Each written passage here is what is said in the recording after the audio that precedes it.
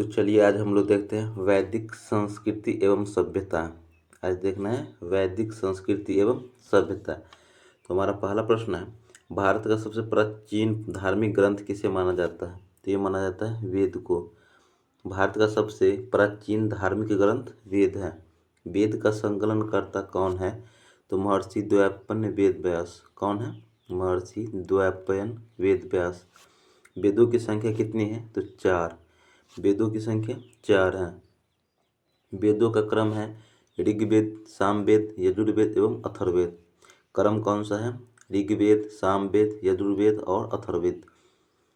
आगे है वेदों में संयुक्त रूप से त्रयी कहलाते हैं। तो त्रयी वेद कहलाते हैं ऋग्वेद, सामवेद और यजुर्वेद। वेद त्रयी कहलाते हैं ऋग्वेद, सामवेद और यजुर्वेद। आगे है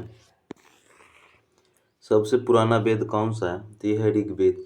सबसे पुराना वेद ऋग्वेद। ऋग्वेद में मंडलों की संख्या कितनी है? 10। ऋग्वेद में मंडलों की संख्या कितनी है? 10। ऋग्वेद में सूक्त की संख्या कितनी है? 1028। सूक्त की संख्या कितनी है? 1028 है। ऋग्वेद का कौन सा मंडल सोम देवता को समर्पित है? 9वां मंडल। सोम देवता को समर्पित है 9वां मंडल। दशराज युद्ध का विवरण किस वेद में मिलता है? ऋग्वेद में। दशराज युद्ध का विवरण मिलता है ऋग्वेद में। दशराज युद्ध किस नदी पर लड़ा गया था? पुरुषनी, जिसे हम रावी कहते हैं। दशराज युद्ध पुरुषनी या रावी नदी पर लड़ा गया था। आगे है वेदों के ब्राह्मण एवं उनके उपवेद। वेदों के ब्राह्मण एवं उसके उपवेद। तो वेदों के ब्राह्मण और उपवेद। ऋग्वेद के ब्राह्मण को ऐतरेय या कौशिकी कहते हैं।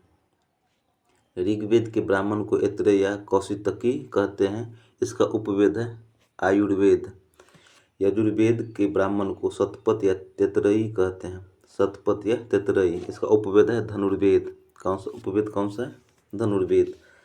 सामवेद का पंचविश या जैमिनी। इसका उपवेद है गंधर्व वेद। सामवेद का ब्राह्मण है पंचविश एवं जैमिनीय, जबकि उपवेद है गंधर्व वेद। अथर्ववेद का ब्राह्मण है गोपथ। अथर्ववेद का ब्राह्मण गोपथ। उपवेद है शिल्पवेद। उपवेद कौन सा है? शिल्पवेद। आगे है प्रमुख दर्शन एवं उनके प्रवर्तक। दर्शन और प्रवर्तक है चवार्क का चवार्की है, योग का पतंजलि, सांख्य का कपिल। सांख्य का कौन है? कपिल। न्याय का गौतम। न्याय का प्रवर्तक कौन सा है? गौतम। पूर्व मीमांसा का है जैमिनी। पूर्व मीमांसा का प्रवर्तक कौन सा है? जैमिनी। उत्तर मीमांसा का बदनारायण। उत्तर मीमांसा का प्रवर्तक कौन सा? बदनारायण। वैशेषिक का प्रवर्तक कौन सा है? कनाद उल्लूक। कौन सा है? कनाद उल्लूक। आगे प्रश्न है, मैं कवि हूँ, मेरे पिता वैद्य और मेरी माता चक्की चलाती है। यह कथन ऋग्वेद के किस मंडल में वर्णित है? तो 9वां मंडल में। कौन से मंडल में? 9वां मंडल में। चारों वेदों को क्या कहा जाता है? संहिता। चारों वेदों को क्या कहा जाता है? संहिता। ऋग्वेद में किस सूक्त में चारों वर्णों का उल्लेख पहली बार मिलता है? पुरुष सूक्त में। चारों वर्णों का उल्लेख पहली बार मिलता है पुरुष सूक्त में। भारतीय संगीत का आदि ग्रंथ कहा जाता है, ये कहा जाता है सामवेद को। भारतीय संगीत का आदि ग्रंथ कहा जाता है किसको? सामवेद को। भारतीय संगीत का जनक किस वेद को माना जाता है? सामवेद को। भारतीय संगीत का जनक सामवेद को माना जाता है। कौन सा वेद गद्य एवं पद दोनों में मिलता है? यजुर्वेद में। गद्य एवं पद दोनों मिलता है यजुर्वेद में। आगे प्रश्न देखेंगे, सभा और समिति प्रजापति की 2 पुत्री थी का उल्लेख किस वेद में मिलता है? अथर्ववेद में। सभा समिति प्रजापति की 2 पुत्रियों का उल्लेख मिलता है अथर्ववेद में। अथर्ववेद में। आगे यज्ञ संबंधी विधि विधानों का पता चलता है यजुर्वेद में। यज्ञ संबंधी विधि विधानों का पता चलता है यजुर्वेद में। आगे प्रश्न है, रोग निवारण, तंत्र मंत्र, जादू टोना, वशीकरण, विवाह, प्रेम, राजकर्म, मातृभूमि आदि विविध विषयों का विवरण किस वेद में मिलता है? अथर्ववेद में। किस में मिलता है? अथर्ववेद में। पुराणों के रचयिता किन्हें माना जाता है? ये माना जाता है लोमहर्ष एवं उग्रश्रवा को। पुराणों के रचयिता लोमहर्ष एवं उग्रश्रवा को। पुराणों की संख्या कितनी है? 18। पुराणों की संख्या कितनी है? 18। आगे है पुराणों एवं उससे संबंधित वंश। तो विष्णु पुराण से संबंधित वंश है मौर्य वंश। मौर्य वंश का संबंध विष्णु पुराण से है। जबकि आंध्र सातवाहन वंश का संबंध मत्स्य पुराण से है। आंध्र सातवाहन वंश का संबंध किससे है? मत्स्य पुराण से। गुप्त वंश का संबंध वायु पुराण से। गुप्त वंश का संबंध किससे है? वायु पुराण से। आगे है सबसे प्राचीन एवं परमाणविक पुराण किसे माना जाता है? मत्स्य पुराण को। सबसे प्राचीन एवं परमाणविक पुराण किसे माना जाता है? मत्स्य पुराण को। आगे है स्मृति ग्रंथ को अन्य किस नाम से जाना जाता है? तो ये जाना जाता है धर्म ग्रंथ। स्मृति ग्रंथ को अन्य किस नाम से जाना जाता है? धर्म ग्रंथ। किस स्मृति ग्रंथ को सबसे प्राचीन एवं परमाणविक माना जाता है? मनु स्मृति को। स्मृति ग्रंथ को सबसे प्राचीन एवं परमाणविक ग्रंथ माना जाता है मनु स्मृति को। वैदिक गणित के महत्वपूर्ण अंग है शुल्ब सूत्र। वैदिक गणित के महत्वपूर्ण अंग है शुल्ब सूत्र। आगे है वैदिक साहित्य में सम्मिलित है वेद, उपवेद, ब्राह्मण, आरण्यक एवं उपनिषद। वैदिक साहित्य में शामिल है वेद, उपवेद, ब्राह्मण, आरण्यक, उपनिषद। आगे हम वैदिक साहित्य के अंतिम अंग उपनिषद को कहा जाता है। यह कहा जाता है वेदांत। वैदिक साहित्य के अंतिम अंग उपनिषद को कहा जाता है वेदांत। आगे है सत्यमेव जयते शब्द किस उपनिषद से लिया गया? मुंडकोपनिषद से। सत्यमेव जयते शब्द को किस उपनिषद से लिया गया? मुंडकोपनिषद से। आगे मनुस्मृति की रचना किस काल में की गई है? शुंग काल में। मनुस्मृति की रचना किस काल में की गई है? शुंग काल में। आगे है किस पुराण में भारतवर्ष की भौगोलिक एवं मूल एकता का वर्णन प्राप्त होता है? ये विष्णु पुराण में। किस पुराण में भारतवर्ष की भौगोलिक एवं मूल एकता का वर्णन प्राप्त होता है? विष्णु पुराण में। वैदिक सभ्यता किस धातु युग की मानी जाती है? लौह युगीन। वैदिक सभ्यता किस धातु युग की मानी जाती है? लौह युगीन। गायत्री मंत्र किस वेद से लिया गया है? ऋग्वेद से। गायत्री मंत्र किस वेद से लिया गया है? ऋग्वेद से। गायत्री मंत्र लिया गया है ऋग्वेद से। ऋग्वेद में महत्वपूर्ण उल्लेखित शब्द हैं गंगा को 1 बार उल्लेख किया गया है, यमुना को 3 बार, जन को 275 बार, राज्य को 1 बार, सभा को 8 बार, जबकि विश्व को 170 बार उल्लेख किया गया है। विश्व को 170 बार उल्लेख किया गया है। शूद्र को 1 बार, समिति को 9 बार उल्लेख किया है। समिति को 9 बार, कृषि को 24 बार, जबकि इंद्र को 250 बार उल्लेख किया गया है। आगे प्रश्न है गायत्री मंत्र किसे समर्पित है? तो ये समर्पित है सविता या सावित्री देवता को। गायत्री मंत्र समर्पित है सविता या सावित्री देवता को। आगे है चतुर्वर्ण विभाजन का प्रमाण किस वेद में मिलता है? ऋग्वेद में। चतुर्वर्ण विभाजन का प्रमाण किस वेद में मिलता है? ऋग्वेद में। वैदिक काल में कितनी ऋतुओं की ज्ञान था? 5। वैदिक काल में कितने ऋतुओं का ज्ञान था? 5। ऋग्वेद युग में सर्वाधिक उल्लेखित नदी कौन सी है? सिंधु। ऋग्वेद युग में सर्वाधिक उल्लेखित नदी कौन सी है? सिंधु। ऋग्वेद में सर्वाधिक पवित्र नदी सरस्वती। सर्वाधिक पवित्र नदी कौन सी है? सरस्वती। ऋग्वेद में सर्वाधिक सम्मानित देवता कौन से थे? इंद्र और अग्नि। ऋग्वेद में सर्वाधिक सम्मानित देवता कौन कौन थे? इंद्र और अग्नि। ऋग्वैदिक आर्यों का मुख्य व्यवसाय पशुपालन था। ऋग्वैदिक आर्यों का मुख्य व्यवसाय पशुपालन था। आगे है ऋग्वेद में संपत्ति का प्रमुख रूप गोधन था। ऋग्वेद में संपत्ति का प्रमुख रूप गोधन था। ऋग्वेद में पुरंदर शब्द का प्रयोग किस देवता के लिए हुआ है? इंद्र के लिए। पुरंदर शब्द का प्रयोग इंद्र के लिए हुआ है। ऋग्वेद में किन 6 मंडलों को वंश मंडल या गोत्र मंडल कहा जाता है? तो दूसरे मंडल से 7वें मंडल तक को वंश मंडल या गोत्र मंडल कहा जाता है। दूसरे मंडल से 7वें मंडल तक को। ऋग्वेद में किस नदी का उल्लेख मात्र 1 बार हुआ है? गंगा का। ऋग्वेद में मात्र 1 बार उल्लेख हुआ है गंगा नदी का।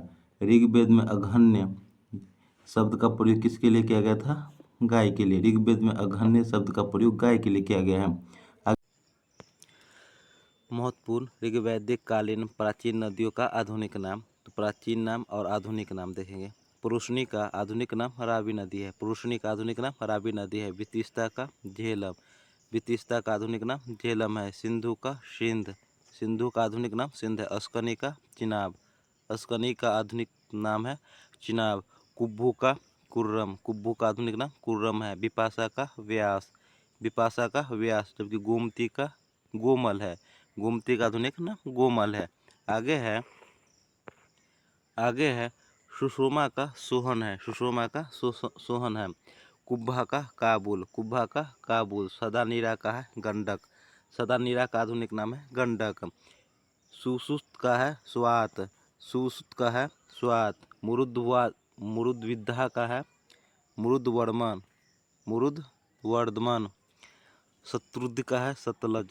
शत्रुद्धि का है सतलज, जबकि द्विषद्वंदी का है घग्गर। द्विषद्वंदी का है घग्गर। आगे है ऋग्वेद में किन नदियों का उल्लेख अफगानिस्तान के साथ आर्यों के संबंध का सूचक है? तो यह है कुंभा और कर्मु। कुंभा और कर्मु। आगे है ऋग्वैदिक काल में दो अमूर्त देवता कौन कौन से थे? श्रद्धा तथा मनु। ऋग्वैदिक काल में दो अमूर्त देवता कौन कौन थे? श्रद्धा और मनु।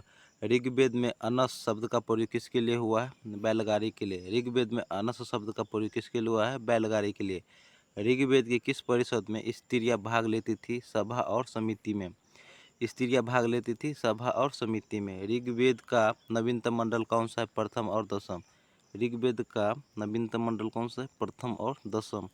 किस वेद में अस्तोमा सदगम्य का उल्लेख मिलता है? ऋग्वेद में। किस वेद में अस्तोमा सदगम्य का उल्लेख मिलता है? ऋग्वेद में। ऋग्वेद में 9वें मंडल में किसका वर्णन है? सोम का। 9वें मंडल में किसका वर्णन है? सोम का। आगे है आश्रम व्यवस्था की चर्चा किस वेद में है? अथर्ववेद में। आश्रम व्यवस्था की चर्चा किस वेद में? अथर्ववेद में।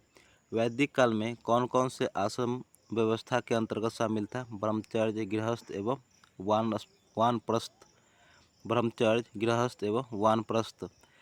पूर्व पुरुषों की पूजा किस काल में शुरू हुई थी? उत्तर वैदिक काल में। पूर्व पुरुषों की पूजा किस काल में हुई थी? उत्तर वैदिक काल में।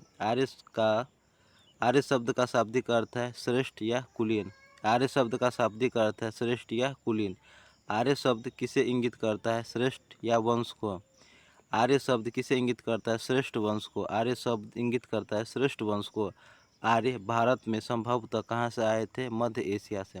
आर्य भारत में संभवतः कहाँ से आए थे? मध्य एशिया से। आर्य भारत के किस प्रांत में सर्वप्रथम आए थे? पंजाब में। आर्य भारत में किस प्रांत में सर्वप्रथम आए थे? पंजाब में। आगे है ऋग्वैदिक कालीन देवता एवं उनके संबंध। तो संबंध है इंद्र का संबंध है युद्ध का नेता एवं वर्षा का देवता। अग्नि देव एवं मानव के बीच संबंध। अग्नि देव एवं मानव के बीच संबंध। वरुण जल देवता एवं ऋतु परिवर्तन संरक्षक। सोम है वनस्पति देवता एवं मादक रस के देवता। मरुत है आंधी तूफान का देवा। मरुत आंधी तूफान का देवता। यम है मृत्यु का देवता। रुद्र है सदाचार दुराचार निरपेक्ष देवता। रुद्र सदाचार दुराचार निरपेक्ष देवता। विष्णु है विश्व के संरक्षक एवं पालनकर्ता। विष्णु विश्व के संरक्षण एवं पालनकर्ता। घौ है आकाश का देवता। धौ है आकाश का देवता। जबकि पूषण है गौरक्षक तथा शूद्रों के देवता। पूषण है गौरक्षक तथा शूद्रों के देवता। आगे प्रश्न है उषा है प्रगति एवं उत्स्थान का देवता। उषा प्रगति एवं उत्स्थान का देवता। अश्वनी विस्पत्तियों को हराने वाले देवता। अश्वनी आगे प्रश्न है आर्यों के मूल निवास के विषय में विद्वानों ने कौन कौन सा सिद्धांत प्रतिपादित किए थे? आर्कटिक प्रदेश का सिद्धांत, भूमध्य सागरीय सिद्धांत तथा भारतीय सिद्धांत। कितने सिद्धांत दिए थे? 3। आर्कटिक प्रदेश का सिद्धांत, भूमध्य सागरीय सिद्धांत, भारतीय सिद्धांत। आगे है प्राचीन काल में आर्य हिमालय में रहते थे तथा कालांतर में वे आर्यावत में आकर बस गए। ये मत किसका था? स्वामी दयानंद सरस्वती का। एक मत किसका था? स्वामी दयानंद सरस्वती का। मूर्ति पूजा का आरंभ कब से माना जाता है? हड़प्पा सभ्यता एवं संस्कृति। मूर्ति पूजा का आरंभ कब से माना जाता है? हड़प्पा सभ्यता एवं संस्कृति। आगे प्रश्न है ऋग्वेद के किस मंडल में शूद्र का उल्लेख पहली बार मिलता है? 10वें मंडल में। शूद्र का उल्लेख पहली बार मिलता है 10वें मंडल में। ऋग्वेद में शूद्र शब्द का प्रयोग कितनी बार हुआ है? 1 बार। शूद्र शब्द का प्रयोग कितनी बार हुआ है? 1 बार। वैदिक काल में योद्धा को क्या कहा जाता था? सेनानी। योद्धा को सेनानी कहा जाता था। प्राचीन भारत का कानून दाता किसे माना जाता है? मनु को। प्राचीन भारत में कानून दाता किसे माना जाता था? मनु को। वैदिक काल में यव कहा जाता था जौ को। यव कहा जाता था जौ को। व्रीहि शब्द किसके लिए प्रयुक्त था? चावल के लिए। व्रीहि शब्द किसके लिए प्रयुक्त था? चावल के लिए। आगे प्रश्न है, कृष्ण भक्ति का प्रथम और प्रधान ग्रंथ श्रीमद् भगवत गीता है। कृष्ण भक्ति का प्रथम और प्रधान ग्रंथ है श्रीमद् भगवत गीता। मीमांसा या पूर्व मीमांसा दर्शन के प्रतिपादक है जैमिनि। मीमांसा या पूर्व मीमांसा दर्शन के प्रतिपादक है जैमिनि। अथर्ववेद अर्थात जीवन का विज्ञान का उल्लेख किस वेद में मिलता है? अथर्ववेद में। न्याय दर्शन के प्रतिपादक हैं गौतम। न्याय दर्शन के प्रतिपादक कौन थे? गौतम। भारतीय दर्शन की आरंभिक विचारधारा किसे माना जाता है? सांख्य को। भारतीय दर्शन की आरंभिक विचारधारा किसे माना जाता है? सांख्य को। वैशेषिक दर्शन के प्रतिपादक है उल्लुक या कनाद। वैशेषिक दर्शन के प्रतिपादक है उल्लुक या कनाद। आगे प्रश्न है, कर्म का सिद्धांत संबंधित है, तो कर्म का सिद्धांत संबंधित है मीमांसा से। कर्म का सिद्धांत संबंधित है मीमांसा से। वेदांत का उत्तर मीमांसा दर्शन के प्रतिपादक है बदनारायण। वेदांत का उत्तर मीमांसा दर्शन के प्रतिपादक है बदनारायण। योग दर्शन के प्रतिपादक है पतंजलि। योग दर्शन के प्रतिपादक कौन थे? पतंजलि। वर्ण व्यवस्था का वंशानुगत जाति में परिवर्तन किस काल में हुआ है? उत्तर वैदिक काल में। उत्तर वैदिक काल का समय 1000 से 600 ईस्वी पूर्व के बीच का है। उत्तर वैदिक काल में कितने उपवेदों की रचना की गई है? 4। उत्तर वैदिक काल में कितने उपवेदों की रचना की गई है? 4। तो दोस्तों आज हम लोग ये टॉपिक देखे। ये टॉपिक आपको कैसा लगा हमें कमेंट करके जरूर बताइएगा। अच्छा लगा हो तो लाइक कीजिएगा, सब्सक्राइब कीजिएगा। मिलते हैं नेक्स्ट वीडियो में, तब तक के लिए जय हिंद जय भारत।